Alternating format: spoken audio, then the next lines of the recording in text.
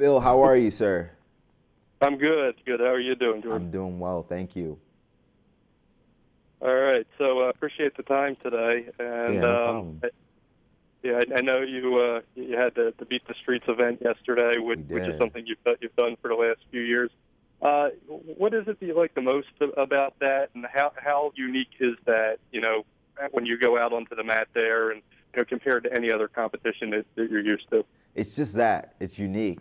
And I think it's one of the few wrestling events where you get so many non traditional wrestling fans in the same place. There were a lot of people there who aren't familiar with the sport, aren't familiar with me. And so I get the opportunity to perform in front of a lot of people who have watched wrestling for the first time last night. And so that's exciting. And we're on the biggest stage in the world. I think Times Square has been dubbed the crossroads of the world. And so it's been an amazing setting for the last 6 years. It was actually my sixth time competing at the Rumble on the Rails, the Grapple in the Garden, a number of things that it's been called United in the Square. And I'm excited about the opportunity every single year. And so a lot of people consider it an exhibition, but really it's a big matchup on my calendar every single year.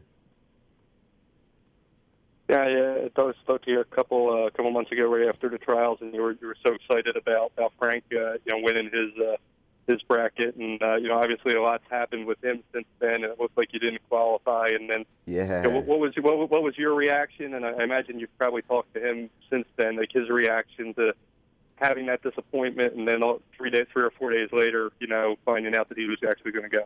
I think it's a lot of excitement, an emotional roller coaster, but with excitement at the end. Frank's a great dude. He's a family man.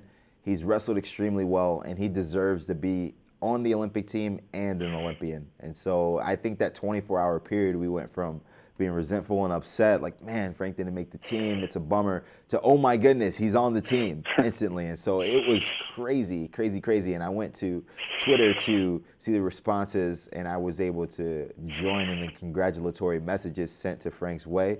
And now we've got a full team. As a freestyle team, we want to have all 6 guys go and compete in Rio. And so now we are conjunctively the toughest team in the world, I believe. And so I'm hoping that we can go out and win a couple of gold medals come August 19th, 20th, and 21st. It is a kind of a unique way that you guys qualify. I mean, obviously, I think 4 spots had already been qualified, and then two of them had to be, and Yeah. then you were able to do that, and then obviously there's issues obviously with the Europeans and the drugs. I mean, just how unusual, weird is that the whole system of qualifying for the Olympics. Well, this was very different, extremely unique. I don't know if this has ever happened before. This would have been the first time we didn't have a freestyle qualifier in quite a long period of time. But with the way it transpired, with the guys testing positive in some of the European qualifiers, and then Frank being moved up, really is an ode to his perseverance. It was only the top 2 guys from Istanbul were able to qualify for the Olympic Games. After he lost in the quarterfinals, he dropped down and still wrestled back for third, although at the time it meant absolutely nothing to him. But that essentially was the reason why he was able to qualify for the Olympics, because he persevered through that obstacle of not being able to qualify and really finished up strong. And so his pride in himself and his abilities really is the reason why he became an Olympian a few days later. So we're all proud of him, extremely excited to train with him this summer, and I'm hoping that he can go out and replicate his success from Iowa City and Rio de Janeiro. Yeah, once you won that gold medal a couple of years ago, you kind of became the face of U.S. wrestling, which is something I think you anticipated and embraced. What has that been like, the responsibility and the attention over the last 4 years? There's been a lot of responsibility being an ambassador for USA Wrestling and for the world, essentially in the sport. It's been a tough journey, a lot of responsibility, a lot of obligations, but also a lot of opportunity. I understand that the bigger the blessing, the bigger the burden.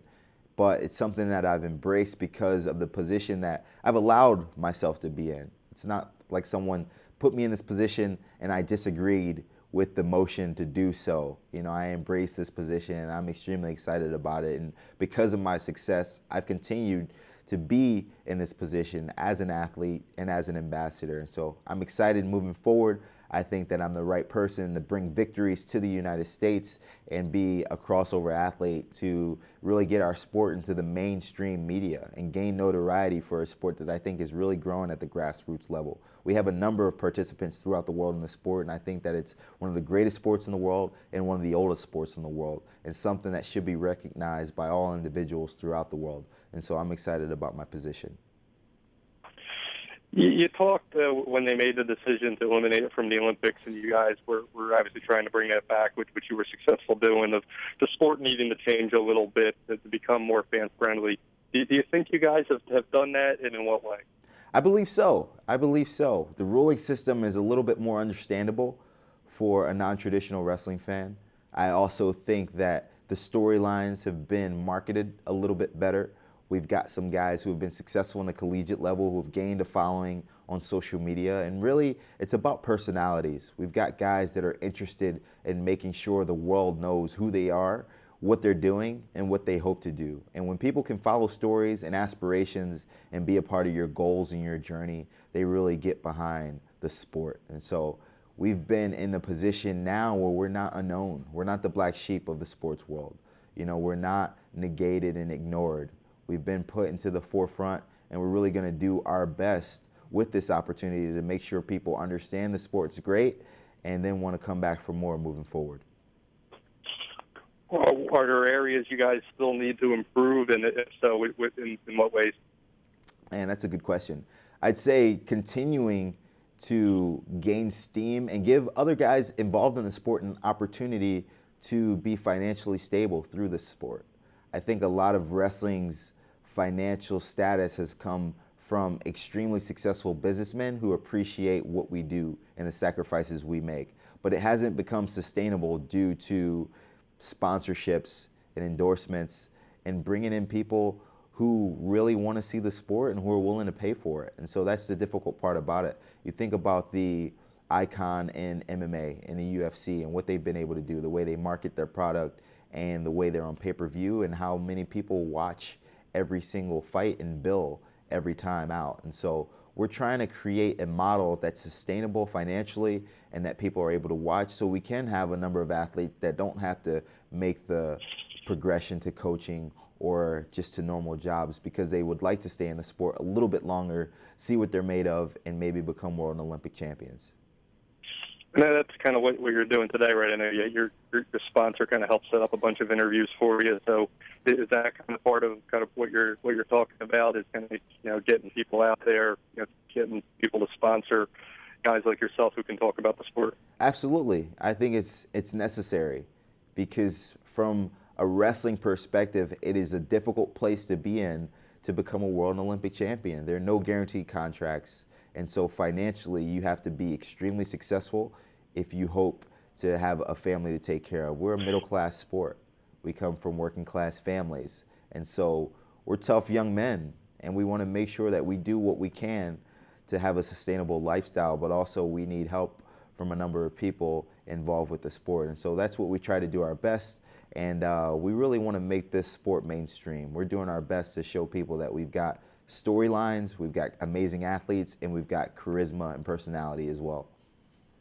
And listen, I know, you came in with a lot of pressure a few years ago. Kind of you brought on yourself the whole "all I see is gold" with the Twitter and the website. And you have that medal now, but I know obviously you want to win another and maybe even a third down the road for your legacy. How is the pressure different this time around? Well, the pressure still exists, the fear exists, the doubt exists, but also the excitement, the confidence, the faith in my abilities and my capabilities still exist as well.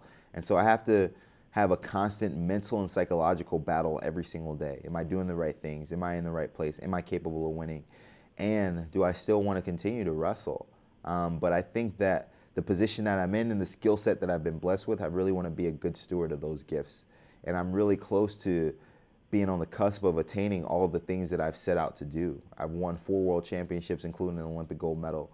I think the winningest wrestler in American history has won 6, and I'm 27 now, and I really don't feel like I've reached my athletic prime yet.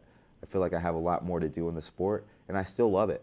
I don't want it to be a burden to feel like I'm only competing to try to break records, but I want to wrestle because I truly love the sport. In the position I'm in, I still love the sport. And so as long as I love it, I'm going to continue to do it and hopefully be successful at it.